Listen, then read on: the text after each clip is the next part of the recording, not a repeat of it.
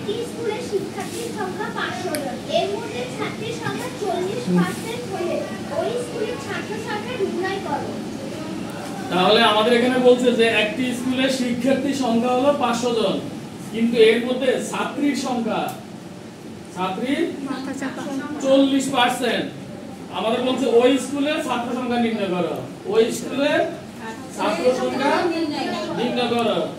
আমরা 40% হলো ছাত্রী, এটা আমরা এর আগে আমরা বুঝছি, যেমন আমরা 1 2 3 4 করলাম, ওখানে এই 40% ছাত্রী মানে আমরা কি বুঝছি মাঝে বলো তো, মানে 100 জনের মধ্যে 40 জন ছাত্রী, 100 জন শিক্ষার্থীর মধ্যে 40 জন ছাত্রী।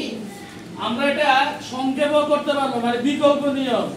আবার আমরা স্বাভাবিক যে নিয়ম যেটা আমরা সব সময় করি ওইভাবে আমরা করতে পারবো। আমরা যদি লিখি যে 100 জনের শিক্ষার্থীর মধ্যে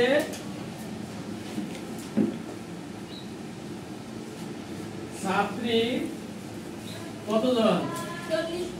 40 জন। যেহেতু 40% মানে বলছে ছাত্রী, এজন্য আমরা লিখলাম 100 জন শিক্ষার্থীর মধ্যে ছাত্রী কতজন?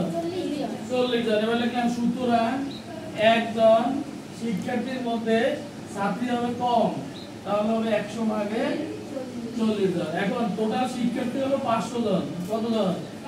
500 জন। আমরা লিখব যে 500 জন শিক্ষার্থীর মধ্যে ছাত্রী হচ্ছে 100 ভাগে 40 গুণ 500। সহজ।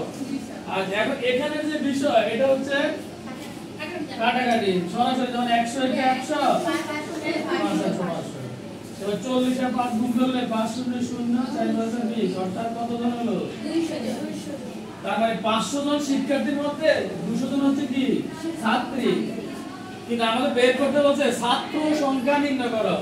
আমরা লিখব সুতরাং ছাত্র সংখ্যা সমান 500 200 জন সমান কত হলো?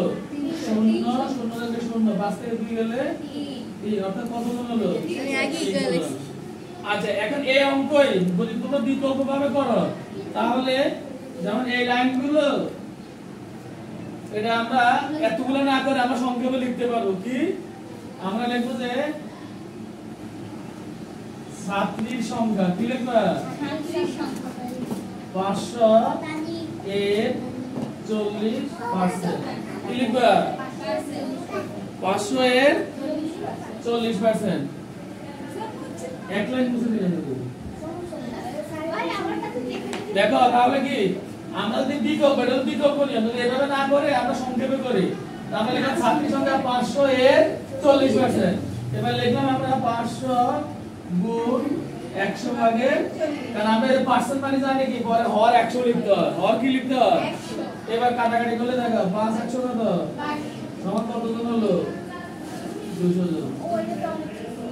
এখন কেউ যদি এইভাবে লিখে বের করে তাও হবে, কেউ যদি বলে যে না আমি এইভাবে সংক্ষেপে বের করব তাও হবে। এখন বের করার পরে লাস্টে এই লাইনটা লিখবা, ছাত্র সংখ্যা 500 বিয়োগ কত? 200 সমান 300 জন। সহজ অঙ্ক। এখন স্যার যেটা সহজ মনে হয় তুমি ওইভাবে করবে তোমরা, ঠিক আছে?